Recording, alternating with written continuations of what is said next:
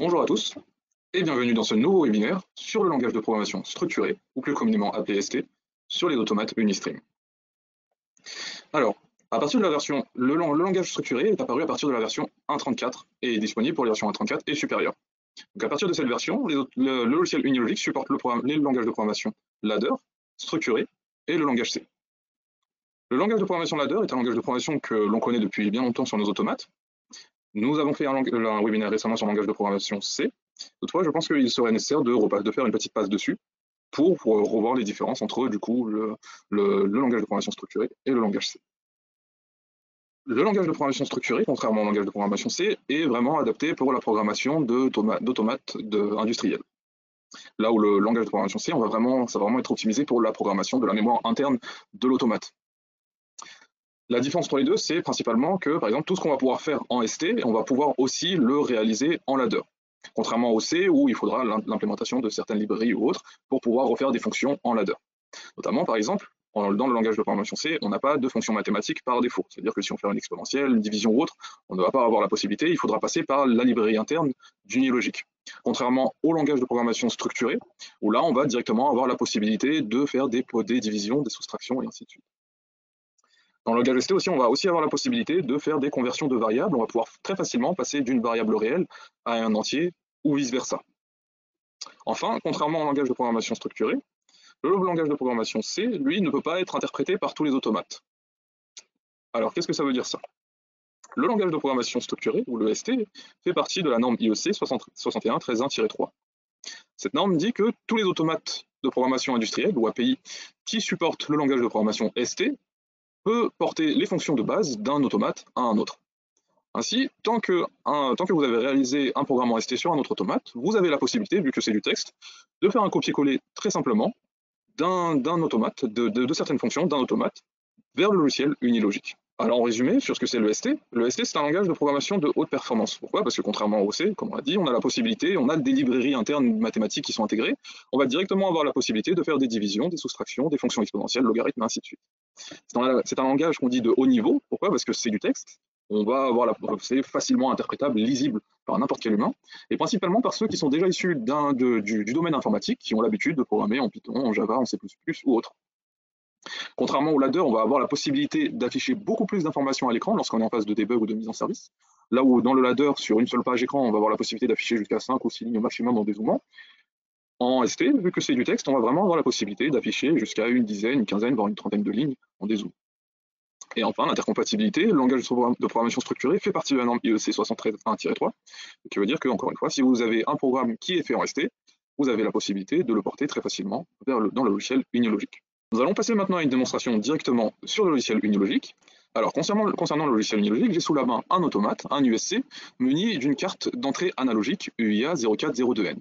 Sur cette carte d'entrée analogique, j'ai 3 entrées 0,10 volts et une entrée 420 mA. Notre but, du coup, va être de faire une fonction ST qui va transformer, dans un premier temps, une de ces entrées, de transformer le nombre de points d'une de ces entrées en une valeur 0,100%. Puis ensuite, nous verrons comment faire pour faire une boucle pour transformer toutes les entrées en des valeurs 0,100%. Puis nous verrons comment faire des fonctions mathématiques directement en ST. Alors, pour créer un programme en ST, je vais aller dans la section ladder. Je fais un petit clic droit sur le mot module qui est présent juste ici.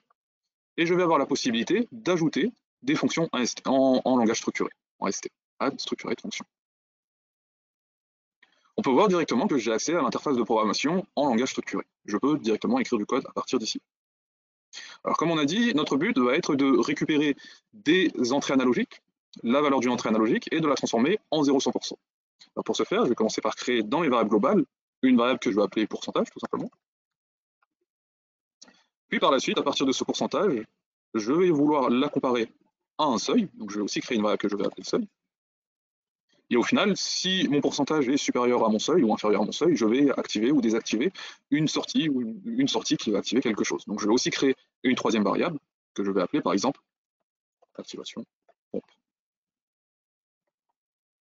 Alors comme vous pouvez le voir, actuellement, j'ai simplement créé mes variables dans la partie globale d'Unilogic. C'est-à-dire qu'actuellement, elles sont utilisables par un programme ladder, elles sont aussi utilisables on peut les renseigner sur l'IHM, mais je n'ai pas la possibilité de les utiliser directement dans le ST. Pour ça, il faut les instancier. Pour pouvoir instancier une variable en langage structuré, il me faut aller dans la fenêtre de propriété du langage ST. Alors, concernant le logiciel unilogique, j'ai sous la main un automate, un USC, muni d'une carte d'entrée analogique UIA 0402N. Sur cette carte d'entrée analogique, j'ai 3 entrées 0,10 volts et une entrée 420 mA. Notre but, du coup, va être de faire une fonction ST qui va transformer, dans un premier temps, une de ces entrées, de transformer le nombre de points d'une de ces entrées en une valeur 0,100%. Puis ensuite, nous verrons comment faire pour faire une boucle pour transformer toutes les entrées en des valeurs 0,100%. Puis nous verrons comment, et de cliquer sur Use the Global juste ici. Et là, je vais avoir accès à toutes les variables que je veux utiliser en ST. À savoir, du coup, dans mon cas, activation pompe, seuil. Alors, je peux les filtrer, ici, je peux les filtrer directement. Il faut faire attention aux majuscules. Et enfin, pourcentage, alors je vais chercher à la main. Hop, juste ici. Je vais aussi avoir besoin de mon module d'entrée analogique pour récupérer la valeur de mon entrée 0, par exemple. Je vais donc aller instancier mon module d'entrée analogique, à savoir UIA 0402N. Et on peut voir que du coup, j'ai instancié toutes mes variables. Elles apparaissent en tant que variables externes de mon programme ST. Alors, je vais tout simplement faire un produit en coin pour récupérer la valeur de mon entrée analogique et la transformer en 0,100%. Donc je vais dire que mon pourcentage sera égal à la valeur en points multiplié par 100 divisé par la pleine échelle de mon entrée analogique. Alors vous allez voir que dès que j'appuie sur la lettre P, il va me proposer directement toutes les variables que je peux utiliser qui commencent par la lettre P, un peu comme en ladder, on avait la possibilité de voir toutes les variables qui commencent par une certaine chaîne de caractères. Je vais donc dire que mon pourcentage est égal, donc 2 points égal, à mon entrée analogique, UIA 0402N, erreur, UIA 0402N, et je vais aller choisir l'entrée 0 de mon module analogique. Je vais donc multiplier cette valeur par 100. Là, le petit symbole multiplier. Et la diviser par la pleine échelle de mon entrée analogique. Pour connaître la pleine échelle de mon entrée analogique, je vais tout simplement aller retourner dans ma configuration matérielle, sur mon module d'entrée analogique, et je vais aller dans l'entrée 0 pour connaître la pleine échelle de mon entrée analogique dans les propriétés directement. On peut voir que la pleine échelle de mon entrée analogique est de 0 à 8191. Cette échelle varie selon le module que vous utilisez. Je retourne dans mon programme ST, et je vais donc diviser directement cette valeur par la pleine échelle, à savoir 8191.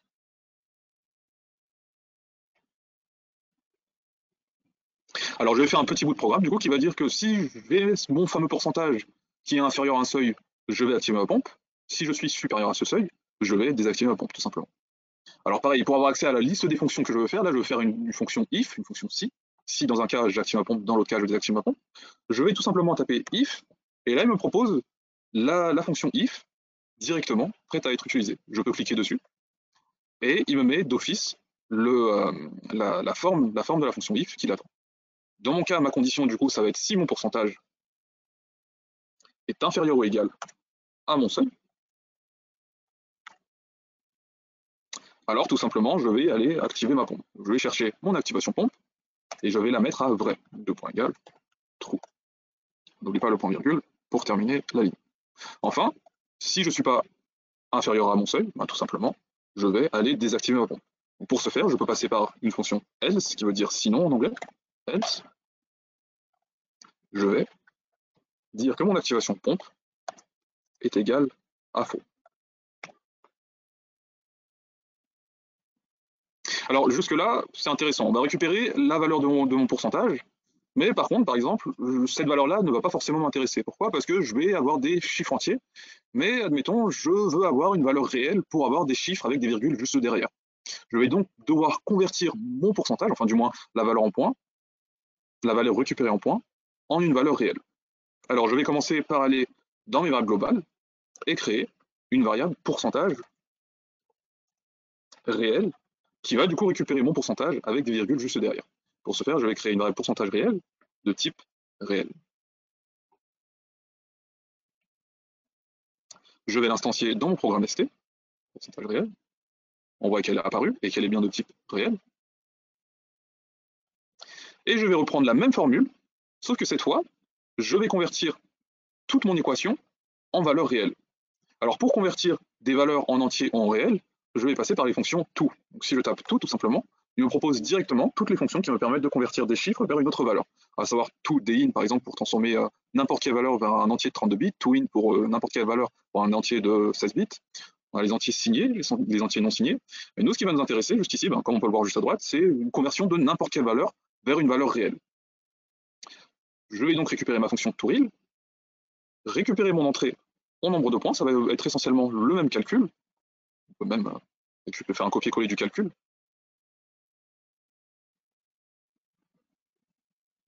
Sauf que cette fois, au lieu de pourcentage, je veux récupérer la valeur pourcentage réel. Je ne vais pas oublier de dire, vu que je travaille avec des réels, il faut que je dise que 100, ce n'est plus 100, mais 100.0, pour dire que c'est une valeur avec des réels. Et pareil, 8191, ce n'est plus 8191, mais 8191.0. Et je n'oublie pas, du coup, de transformer mon entrée en point brut en valeur réelle. Donc pour ce faire, je vais enseigner la fonction tout juste avant. Tout, oui. Hop, je me suis trompé.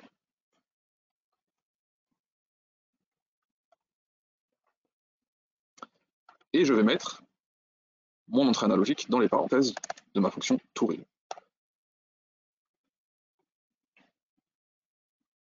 Alors, le programme ST est toujours sujet aux autres programmes, c'est-à-dire que pour qu'il puisse être exécuté, il ne faut surtout pas oublier de faire appel à cette fonction dans le programme principal.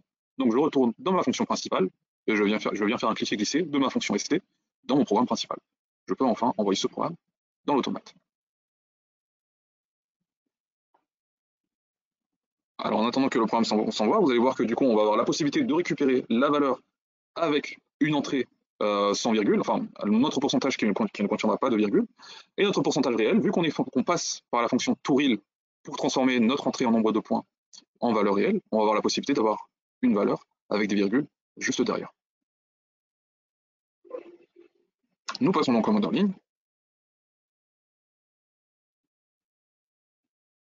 Et là, nous avons accès à l'interface du mode en ligne de l'automate.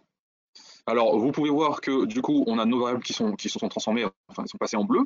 Je peux cliquer par exemple sur pourcentage ou sur mon entrée analogique et je peux visualiser en temps réel du coup la valeur de mon entrée analogique directement depuis le ST. Pareil pour mon pourcentage et pareil pour mon pourcentage réel. On peut déjà voir par exemple que là il détecte quelques points, il détecte 4 points, on n'est pas à un 0 volt parfait. Il détecte donc 4 points sur mon entrée analogique. Mon pourcentage sans virgule est bien égal à 0, c'est normal, il ne prend pas en compte les virgules. Par contre mon pourcentage réel, lui, passe bien avec des valeurs après avec la virgule. Je vais augmenter à l'aide de mon potentiomètre du coup la valeur de l'entrée analogique, le 0,10 volts, et on peut voir que la valeur s'incrémente petit à petit. Alors, on n'a pas renseigné de valeur pour notre seuil, je vais donc aller dans mes variables globales, je vais dire que mon seuil d'activation de mon pompe, j'active ma pompe si mon pourcentage est inférieur à 50. Là actuellement je suis supérieur à 50, donc ma pompe n'est pas active. Par contre, dès que je vais descendre en dessous de 50, ma pompe passe active. Alors pour l'instant c'est bien, on a réussi à faire du coup un petit programme qui nous transforme cette valeur en 0,100%. Maintenant, ce qui serait intéressant, c'est que actuellement j'ai 4 entrées analogiques. Si je vais dans mes entrées analogiques, on peut voir que dans mon module d'entrée analogique, j'utilise mes 4 entrées analogiques, donc une entrée analogique qui est en 420 mA. Ce qui serait intéressant, ça serait de faire une boucle qui nous transforme du coup ces 4 entrées analogiques directement en 0,100% sans avoir à refaire le calcul, le petit calcul que nous venons de faire à l'instant. Donc pour ce faire, je vais quitter le mode en ligne, je vais créer une nouvelle fonction ST. Donc clic droit sur module, ajouter une fonction structurée. Et là, je vais créer de suite dans mes variables globales, du coup, un tableau qui va contenir du coup les 4 valeurs linéarisées en 0,100%. Donc je vais ajouter une nouvelle variable, je vais appeler cette variable tableau entrée, de type entier de 16 bits, et ma longueur de tableau sera une longueur de 4 valeurs. Pourquoi? J'ai tout simplement 4 valeurs analogiques. Une fois mon tableau créé dans les variables globales, je vais l'instancier dans ma fonction structurée. Donc idem, je retourne dans mes propriétés, je vais chercher mon tableau et mon module d'entrée analogique. Alors pour faire une boucle, je vais passer par une fonction for qui va me permettre du coup d'aller scanner chaque ligne de mon tableau d'un certain chiffre, d'une certaine ligne de mon tableau jusqu'à une certaine ligne de mon tableau. Je vais donc taper for, il me propose directement la fonction for, comme la fonction lit. Et il me propose du coup de dire que on va avoir un index qui va commencer d'un certain chiffre et qui va aller jusqu'à un certain chiffre. Je n'ai pas encore créé mon index, je vais le créer de suite. Je vais donc dans les variables locales de ma fonction, je vais dans fonction 3 locale, je vais créer une nouvelle variable que je vais appeler index, par exemple, de type n'importe quoi, ça m'importe peu, on peut faire entier de 16 bits comme les autres. Et là, on peut voir que du coup, dans ma fonction st, il a instancié une nouvelle variable, cette fois qui n'est pas une variable externe, qui n'est pas une variable globale, mais une variable tout court. C'est-à-dire que mon index jusqu'ici sera utilisable seulement par cette fonction, donc ma fonction 3 en st. Donc du coup, je vais dire que mon index va parcourir l'entièreté de mon tableau d'entrée et l'entièreté de mon tableau d'entrée analogique. Donc mon index va commencer de la ligne 0 jusqu'à la ligne 3. Et qu'est-ce qu'il va faire? Tout simplement, je vais faire exactement le même calcul que l'on a fait précédemment pour le pourcentage. À savoir, je peux même faire un copier-coller, c'est du texte encore une fois.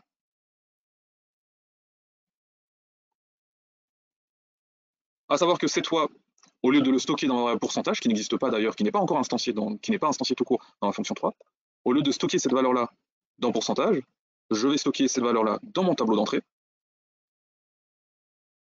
Oh, excusez-moi.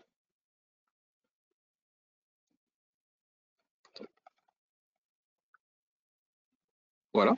Et là, il me propose à quel index. Je veux stocker à l'index 0, 1, 2 ou 3. Non, là, je veux le faire automatiquement. Donc là, au lieu de renseigner 0, 1, 2 ou 3, je vais lui dire que je veux stocker le résultat de mon calcul à un index calculé automatiquement par ma boucle. Alors idem, juste ici, mes entrées analogiques sont aussi dans un tableau. Là, si je laisse cette fonction telle qu'elle, je vais tout simplement faire une recopie de mon entrée analogique 0, ce qui ne m'intéresse pas. Je veux aussi aller scanner tout mon tableau d'entrée analogique issu de mon index. Donc pareil, à la place de 0, je vais aussi renseigner mon index. Je renvoie ce programme dans l'automate, et on va voir du coup qu'on va avoir 3 recopies identiques, qui sont mes 3 valeurs de mon potentiomètre 0 10 volts, et une recopie non identique, qui correspondra du coup à mon potentiomètre qui est de 20 mA.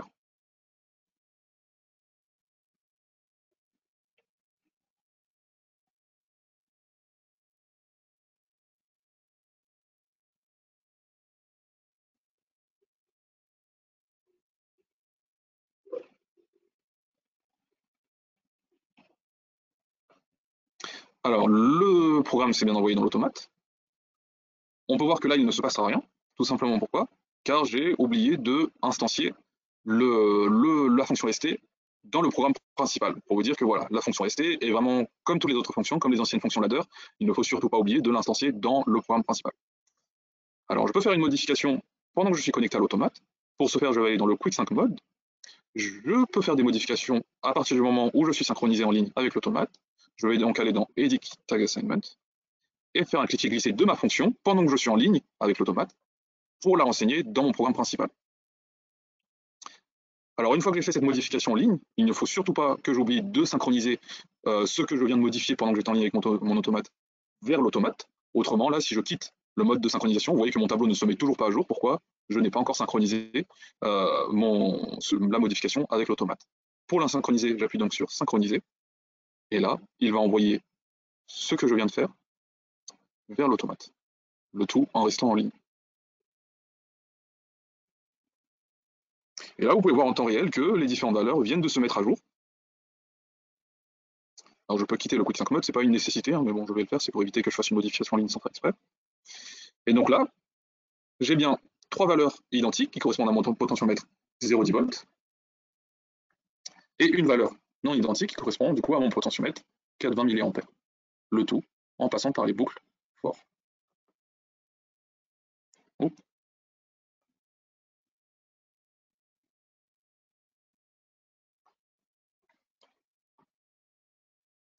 Alors enfin, une des dernières fonctionnalités des fonctions ST, c'est de faire des fonctions mathématiques assez simplement. Alors, on va créer un nouveau programme en ST, donc pour ce faire, clic droit sur module, ajouter un texte structuré. Et vous allez voir que, par exemple, si je tape E, j'aurai directement accès aux fonctions exponentielles. J'ai aussi directement accès aux fonctions logarithmiques. Mais nous, notre but actuellement, ça va être de faire un petit programme en fait, qui va être une fonction, par exemple, je veux calculer le coefficient directeur d'une droite, mais je vais avoir jusqu'à 5 ou 6 droites différentes dans mon programme. je vais donc faire une fonction que je vais pouvoir dupliquer plusieurs fois par la suite dans mon programme. Alors pour ce faire, je vais aller dans les entrées-sorties de ma fonction. Je peux d'ailleurs renommer ma fonction tout de suite, on va le renommer tout de suite. Je vais l'appeler calcul de coefficient directeur.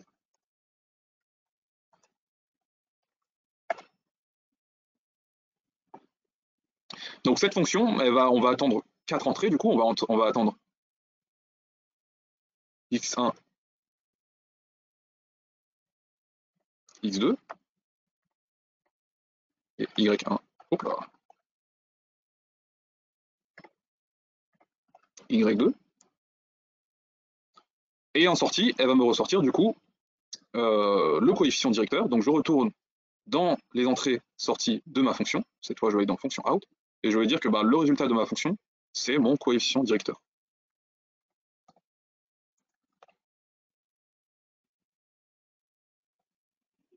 Et là, vous pouvez voir que dans les variables instanciées de ma fonction st, j'ai du coup des variables d'entrée et des variables de sortie qui sont enseignées. Donc en calcul de coefficient directeur, c'est assez simple. C'est tout simplement notre coefficient directeur qui sera égal à la soustraction y2 moins y1, le tout divisé par x2 moins x1. Pour ce faire, je vais du coup taper coefficient directeur qui est égal à y2 moins y1. Je vais mettre des parenthèses. Oups, j'en avais déjà mis. Le tout divisé par x2 moins x1. Je n'oublie pas les points virgules. Et du coup, ce bout de programme, cette fonction mathématique, pourra être réutilisée dans le ladder ou dans une autre fonction st. Donc pour ce faire, par exemple, si je veux réutiliser cette fonction dans le ladder, il me suffit tout simplement de retourner dans une fonction ladder quelconque et de faire un cliquer-glisser de ma fonction. On peut voir qu'on a les petites pattes d'entrée qui correspondent du coup à chacune de nos valeurs. On retrouve x1, x2, y1, y2 et notre sortie coefficient directeur. Ou sinon, je vais aussi avoir la possibilité de faire appel à cette fonction dans une autre fonction en st. Donc pour ce faire, je vais créer une nouvelle fonction st. Clic droit sur module, ajouter texte structuré que je vais appeler, je sais pas, multicalcul par exemple. Et je vais avoir la possibilité tout simplement de directement faire appel à mon calcul de coef directeur. Vous voyez que j'ai tapé C directement, il est capable d'aller chercher la fonction calcul coef directeur. Et juste ici, il me dit qu'en entrée, il attend x1, x2, y1, y2, et en sortie, un coefficient directeur. Alors je n'ai pas encore créé de variable, mais on va le faire de suite. Je retourne dans mes variables globales. Je vais donc créer 4 variables différentes. Alors bien sûr, il faut qu'ils soient du même type que les fonctions d'entrée que j'ai créées précédemment dans mon calcul de coefficient directeur, à savoir dans mon cas actuel des entiers de 16 bits. Donc du coup, je vais appeler, je sais pas, val x1, val x2, val y1, val y2.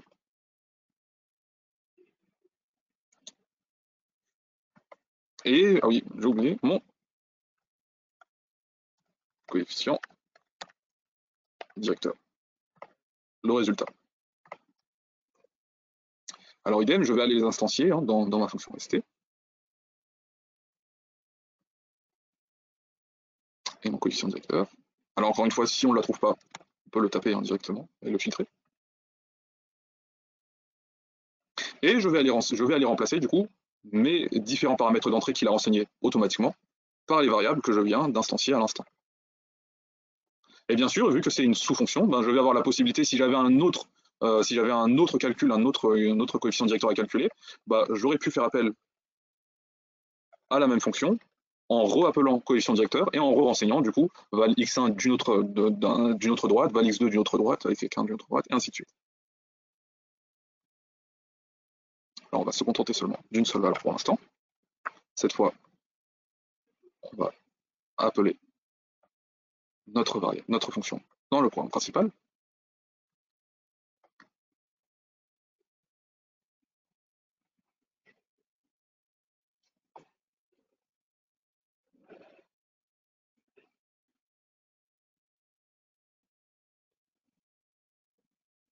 Alors à savoir, je reviens sur une petite opération que j'ai fait tout à l'heure. Pour tout ce qui est modification en ligne, on a la possibilité de faire des modifications de bout de programme, d'ajouter une fonction à la fonction principale ou même d'ajouter des variables dans la liste de nos variables globales, à condition bien sûr de ne pas oublier de synchroniser la modification que nous avons fait une fois qu'on a fini les modifications voulues. Alors, je retourne dans mon multicalcul, pas forcément besoin d'y aller, mais pour voir ce qu'il se passe. Donc là, actuellement, notre coefficient directeur est égal à -1, c'est normal, hein, parce que du coup, il essaie de diviser le tout par 0, il ne comprend pas très bien. Mais bon, on va faire un calcul assez simple, on va essayer de s'affranchir de x1 et y1. On va tout simplement faire, si x1 et y1 sont à 0, hein, on peut le voir juste ici, si x1 et y1 sont à 0, en fait, ça revient tout simplement à faire y2 divisé par x2. Donc du coup, si je dis que mon y2 est égal à 2 par exemple, et que mon x2 est égal à 2, notre coefficient directeur devrait être égal à 1. Et si je double la valeur de x2, si je le passe à 4, notre coefficient directeur serait égal à 2, que 4 divisé par 2 est égal à 2.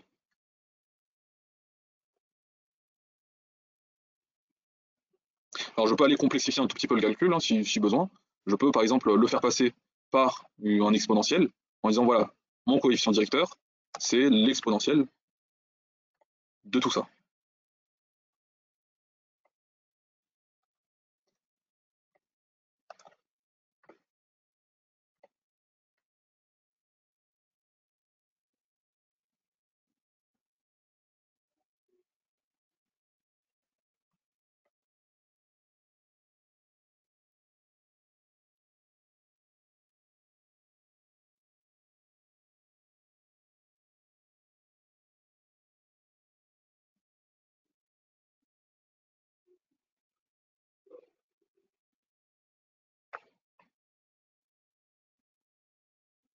Voilà.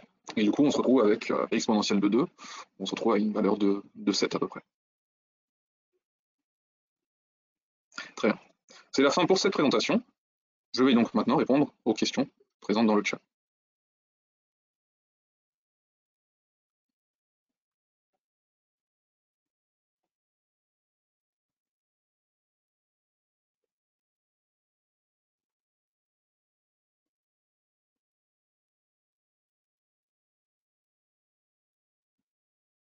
Alors nous avons une question sur l'utilisation des mnémoniques directement sur le programme, dans le programme ladder. Oui, c'est une possibilité, tout simplement. Alors pour ce faire, par exemple, je retourne dans mon tableau des entrées analogiques. Je vais assigner un alias à mon entrée 0. Par exemple, je vais dire que mon entrée 0 correspond à une valeur de température quelconque. Donc, je vais l'appeler température. Et il est vrai que ici, à la place d'aller chercher, ici, je suis allé chercher directement mon entrée analogique 0. Mais dans la liste des entrées globale, j'aurais pu aller chercher directement le nom de mon mnémonique, à savoir température. Oh. Alors non, malheureusement, excusez-moi, alors erreur de ma part, ça devait être sur un autre bout de programme. Non, vous n'aurez pas la possibilité du coup de l'accéder directement, d'accéder au mnémonique directement depuis la liste des. Vous n'aurez pas accès, la possibilité d'accéder au mnémonique. Avons-nous besoin d'appeler la fonction calcul coef directeur directement dans la fonction principale? Non, nous n'avons pas besoin. Pourquoi? Parce que notre calcul de coefficient directeur est une sous-fonction. C'est-à-dire que on a des paramètres d'entrée, on a des paramètres de sortie. On va faire appel à cette fonction seulement lorsque l'on a besoin de cette fonction. À la différence de multicalcul, où moi j'aimerais qu'on passe dans cette fonction à chaque cycle automate. Donc pour pouvoir faire en sorte que la fonction multicalcul soit appelée à chaque cycle automate, j'ai besoin de faire appel à elle dans ma fonction principale. Mais calcul coefficient directeur, je veux pouvoir l'utiliser n'importe où dans ma fonction, dans mon programme, à savoir dans la fonction multicalcul ou dans ma fonction 2 par exemple, où je peux faire appel à cette fonction, ou dans ma fonction 3, où je peux aussi faire appel à cette fonction. D'où la raison pour laquelle je n'ai pas besoin d'appeler ce programme dans ma fonction principale. Avons-nous besoin d'appeler la fonction calcul coef directeur directement dans la fonction principale? Non, nous n'avons pas besoin. Pourquoi? Parce que notre calcul de coefficient directeur est une sous-fonction. C'est-à-dire que on a des paramètres d'entrée, on a des paramètres de sortie. On va faire appel à cette fonction seulement lorsque l'on a besoin de cette fonction. À la différence de multicalcul, où moi j'aimerais qu'on passe dans cette fonction à chaque cycle automate.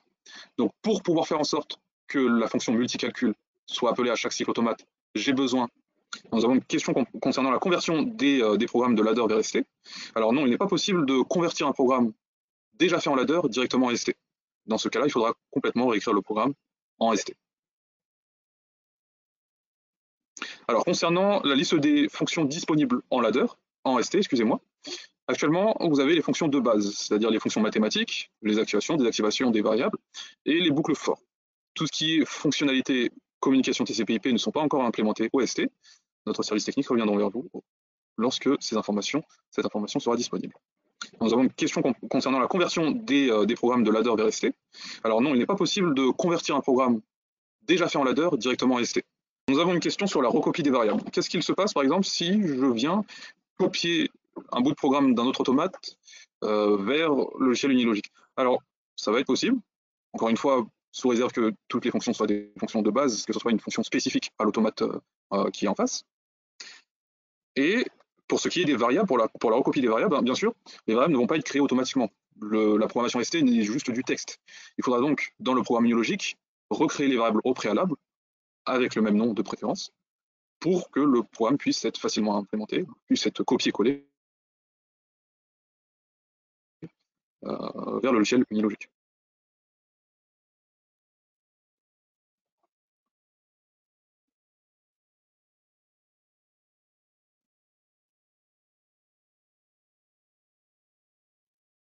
Alors, nous avons une question concernant la librairie. Alors, pour tout ce qui est librairie, contraire. Alors, c'est vrai que sur le ladder, on a une boîte à outils qui nous permet d'avoir toutes les fonctions qui nous sont disponibles. Concernant le ST, on ne va pas avoir de boîte à outils.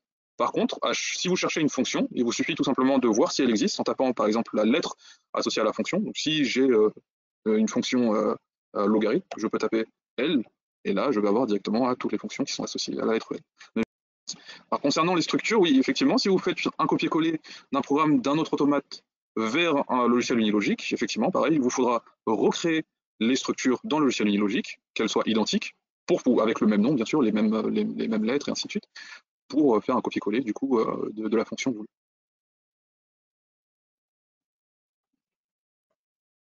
Concernant les fonctions texte, effectivement, vous avez alors ce qu'il faut savoir, c'est que du texte, qu'est-ce que c'est? Une chaîne de caractères.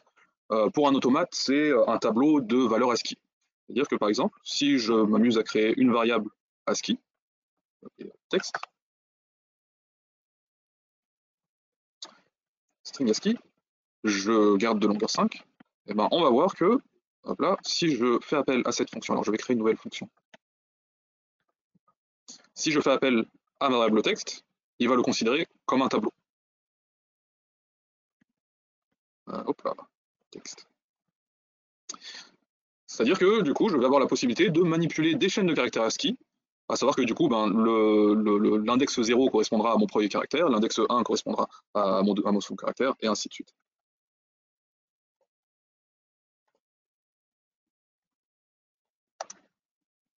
Alors on est en ASCII, du coup, ben, il faudra soit renseigner deux guillemets pour dire qu'on passe en ASCII, ou soit renseigner directement le code en ASCII.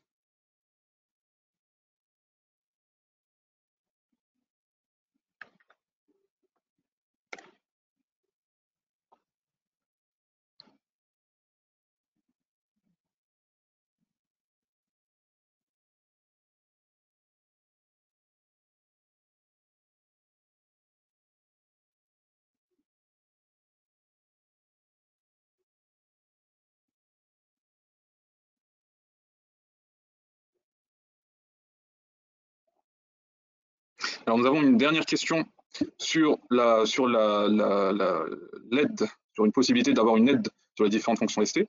Effectivement, si vous allez directement dans le bandeau aide du unilogique, vous allez avoir directement accès aux différentes fonctions ST disponibles dans unilogique. Si vous partez dans recherche et ST, vous avez directement la possibilité d'avoir la liste des fonctions et une partie de comment elles fonctionnent.